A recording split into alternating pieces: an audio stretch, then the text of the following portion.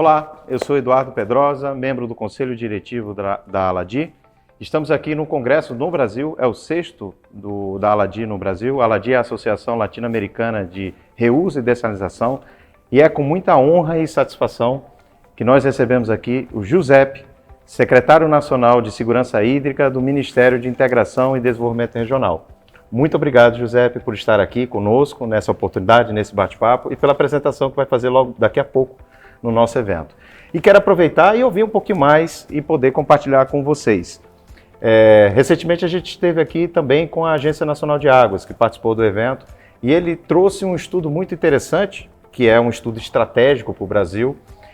Eles informaram que fizeram uma avaliação da disponibilidade hídrica dos nossos mananciais superficiais, uma projeção diante das mudanças climáticas.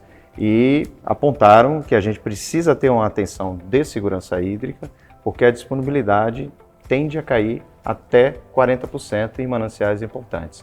Então a gente gostaria de entender, sendo a água tão estratégica para o nosso país, um país produtor de alimento, que demanda água, um país que desenvolve uma nova indústria, como a indústria do hidrogênio verde, e a água é tão relevante no saneamento, na economia, na produção de alimentos.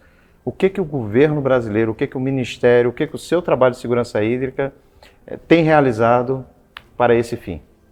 Bom, Eduardo, obrigado primeiro pelo convite, da ALADI de estar disponibilizando esse espaço aqui para o Ministério de Integração e Desenvolvimento Regional, para o governo poder estar apresentando um pouco das nossas ações. Obrigado pela oportunidade, pelo espaço, e dizer que o governo federal ele tem como um dos temas prioritários em sua agenda a agenda de segurança hídrica, de garantir água para todos.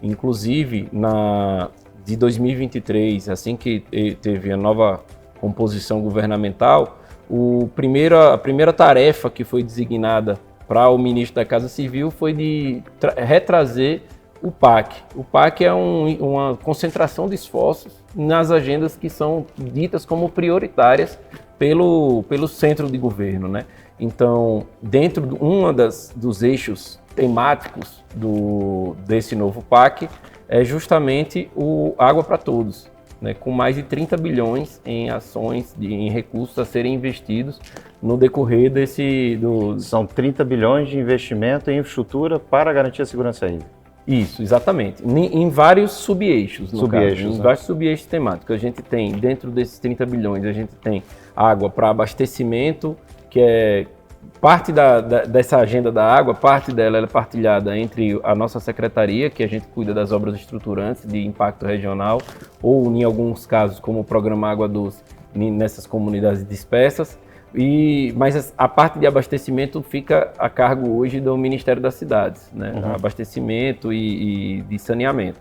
Então, a gente tem esse partilhamento de agenda, mas esses 30 bilhões, então, parte está sob a gestão do Ministério das Cidades e boa parte sob a gestão do nosso Ministério, onde a gente tem aí mais de 16 bilhões para investimento entre o subeixo de infraestrutura hídrica, que aí a gente vem com um forte investimento do governo federal em executar novos empreendimentos, novas barragens para garantir o armazenamento de água, que é como tem alguns colegas da rede aí que cuida das águas nos estados, O Brasil é o país da açudagem, o Nordeste é o país a região da açudagem.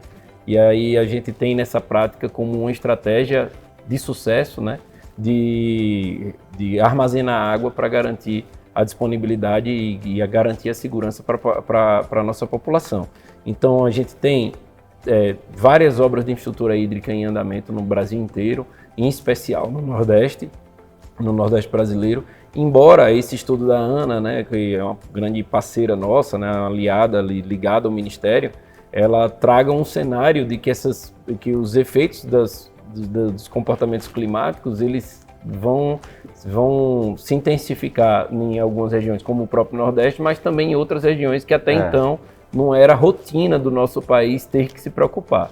A região Norte hoje tem sofrido na época um verão, passando por um verão muito mais extenso do que era, achatamento do período chuvoso, e isso tem comprometido o transporte na região, porque muito se dá por barco, tem comprometido abastecimento, tem comprometido as atividades, né, que geram renda para as populações, principalmente as menos favorecidas, no caso de pesca e vários outros tipos de atividades.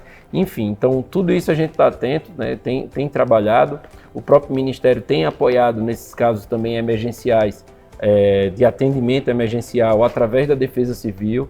Então a gente, assim como atendeu o estado do Rio Grande do Sul em virtude dos né, são cenários dos excessos, né, dos cenários extremos, inundações. Né? As inundações que ocorreram no Rio Grande do Sul foram bilhões de reais investidos, fora esse que eu falei do novo PAC, nesses investimentos. Foram bilhões de reais investidos no apoio à reconstrução do Rio Grande do Sul e ainda com recursos em investimento aí pelo governo federal para garantir, né, que a população ela esteja segura para os futuros eventos climáticos. E o que a gente tem também, no caso da região norte, também tem sido muito atendida, que até então não era uma prática, tem sido muito atendida pela própria Defesa Civil, para esses atendimentos emergenciais, para garantir a disponibilização de os planos ali, né, mínimos para garantir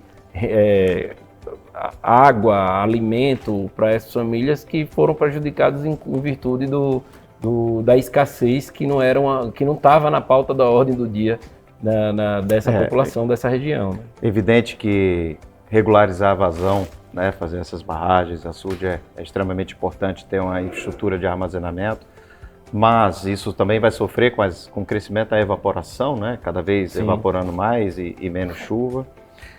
É extremamente importante também esse atendimento emergencial, né, diante desses impactos. Você citou o Rio Grande do Sul. Nesse estudo da ANA, se eu não me engano, é a única região que vai aumentar a disponibilidade de água em 5%. Todas as outras são afetadas. Me chamou muita atenção o quanto que está afetando, né, na região da Amazônia. Inclusive, diversos problemas. Tem a foz do rio ali, tem um conjunto de ilhas, Bailink, que enfrenta problemas. Sim, Eu acho que isso é muito legal.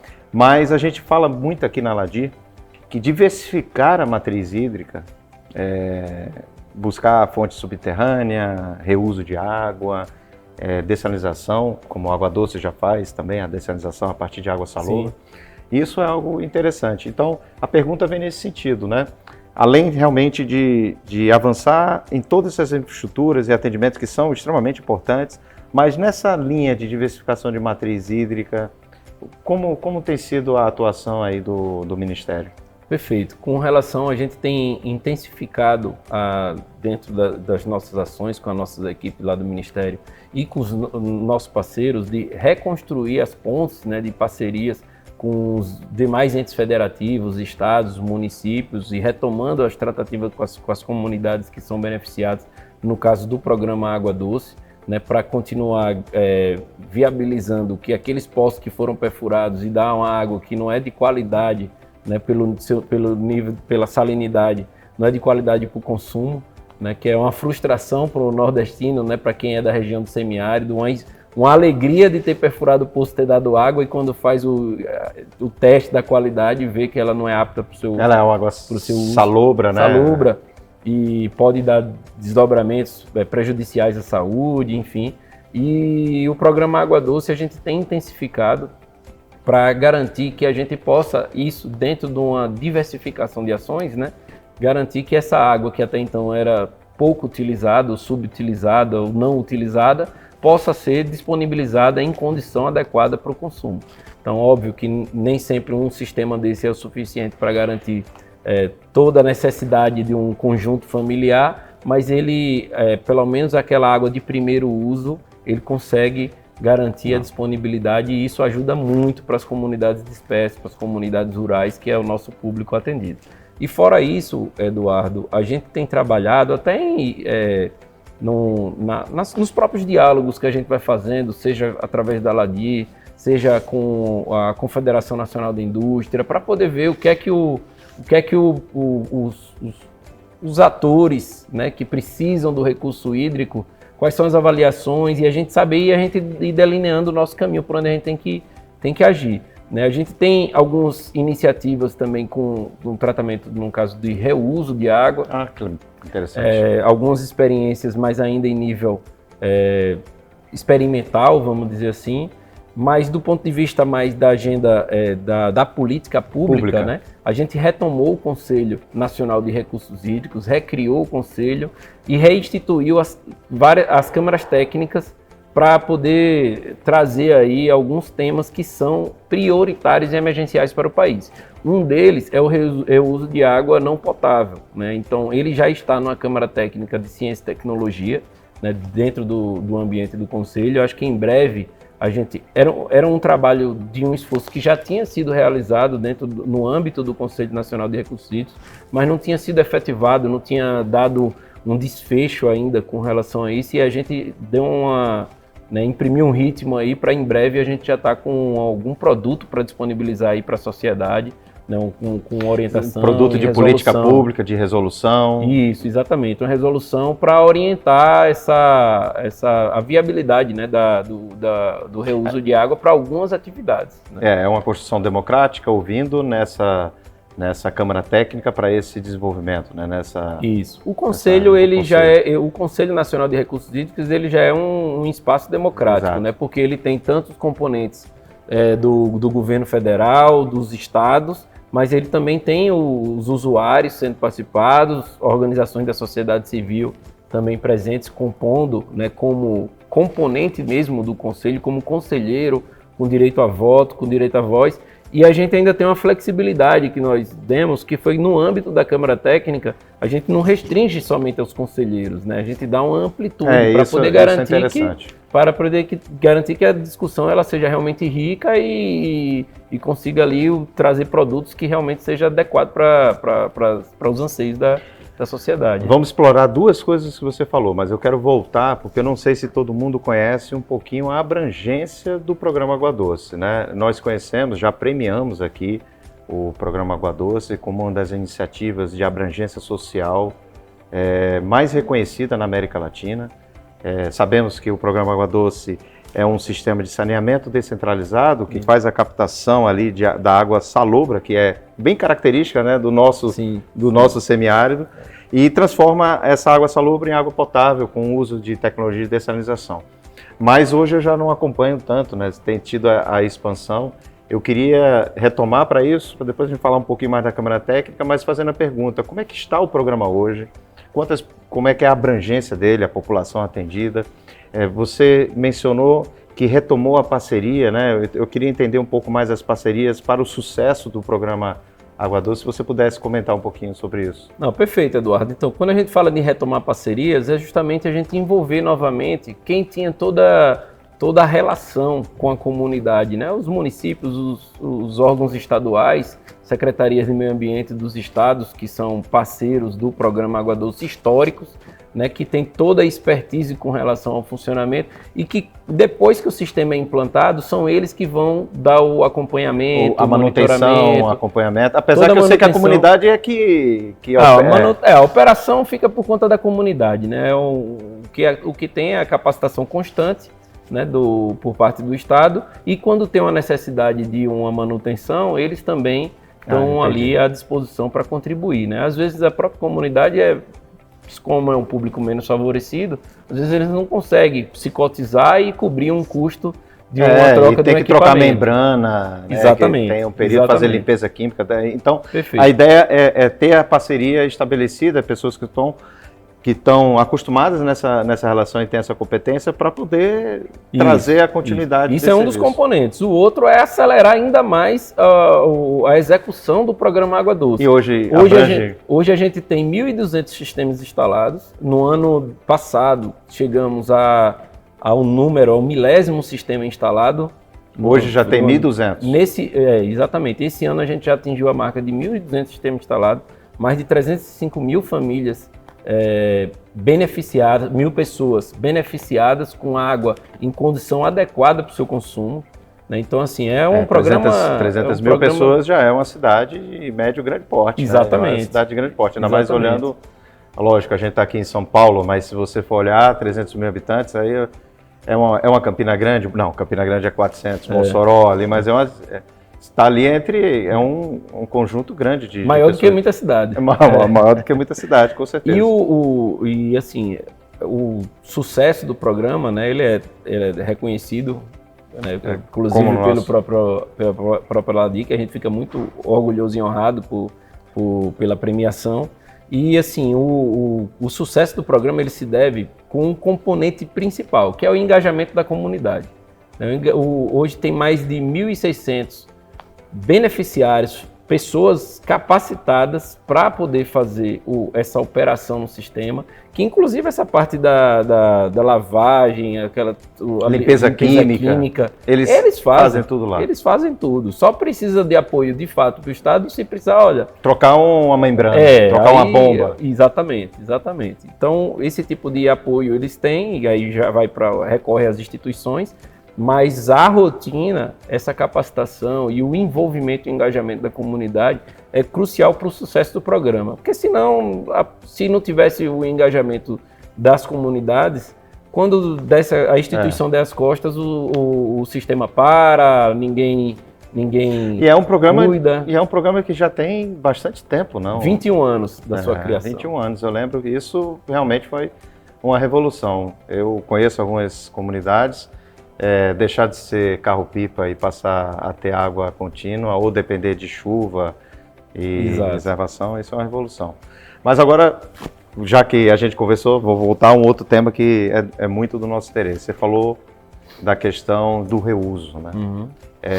E de criar esse ambiente democrático dos conselhos, dessas discussões.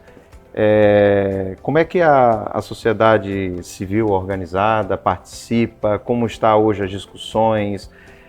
Entendo que daí é para sair produtos de política pública, de regulação. Sim. Me fala um pouquinho mais sobre essas câmaras técnicas, sobre o Conselho Nacional de Recursos Hídricos. Então, o Conselho ele é composto por entes, né, da sociedade civil, pela sociedade civil organizada, pelo setor de usuários, e pelas instâncias governamentais, seja a nível estadual, seja a nível federal. E os debates dos conselhos, né, tecnicamente eles acontecem sendo pautados, tendo uma pauta de tudo que é relevante com relação a essa agenda azul. Dou um destaque aqui, que é uma rotina da própria Agência Nacional de Águas, que cuida do relatório de segurança de barragens, por exemplo. Então, anualmente ele é elaborado e é submetido para o conhecimento do Conselho Nacional de Recursos Hídricos.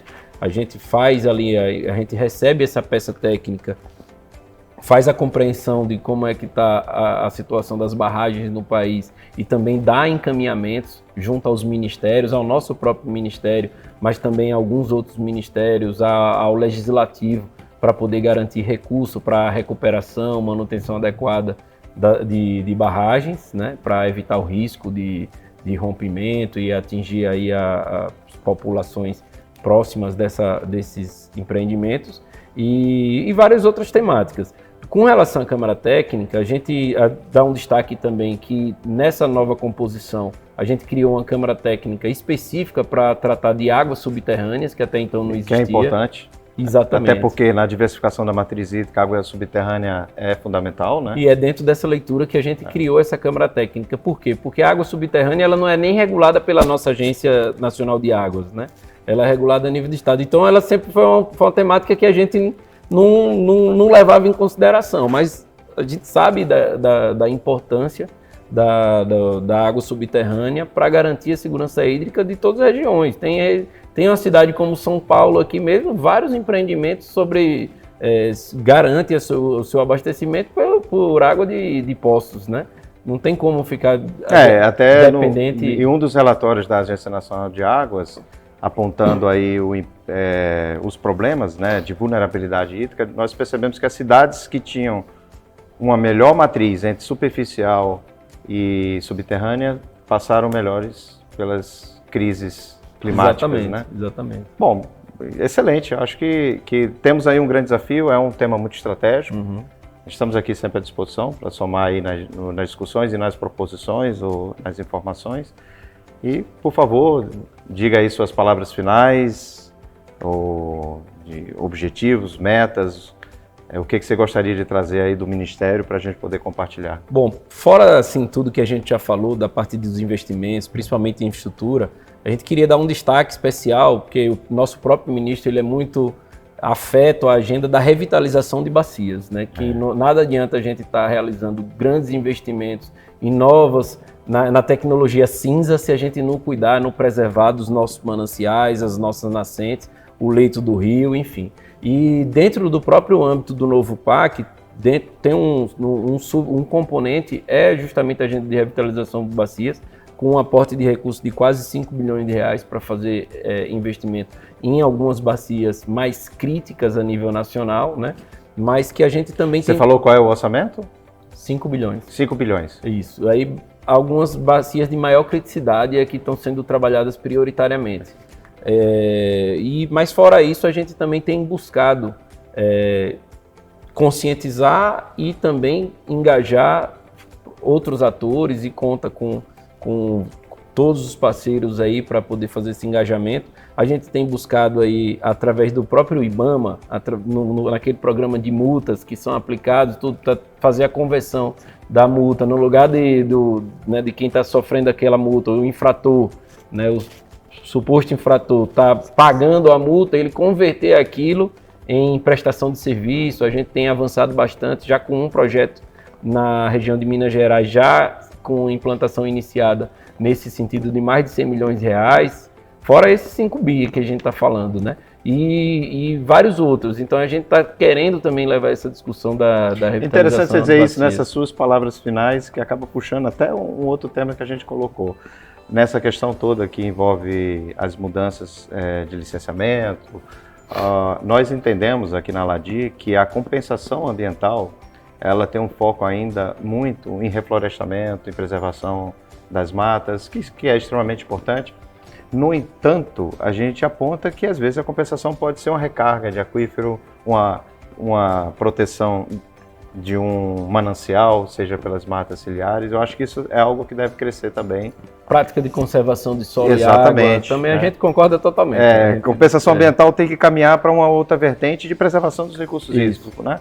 Acho que talvez a gente tenha aí uma agenda colaborativa aí nas câmeras para poder desenvolver, para aprimorar essas políticas públicas. Exatamente. E estamos à inteira disposição, tanto como o Ministério como o Conselho Nacional de Recursos Hídricos, que o Ministério preside também, né, através do ministro Valdez Góes. A gente está à inteira disposição para acolher qualquer contribuição de quem é interessado, né, de garantir que tenha disponibilidade hídrica para o atendimento da nossa população.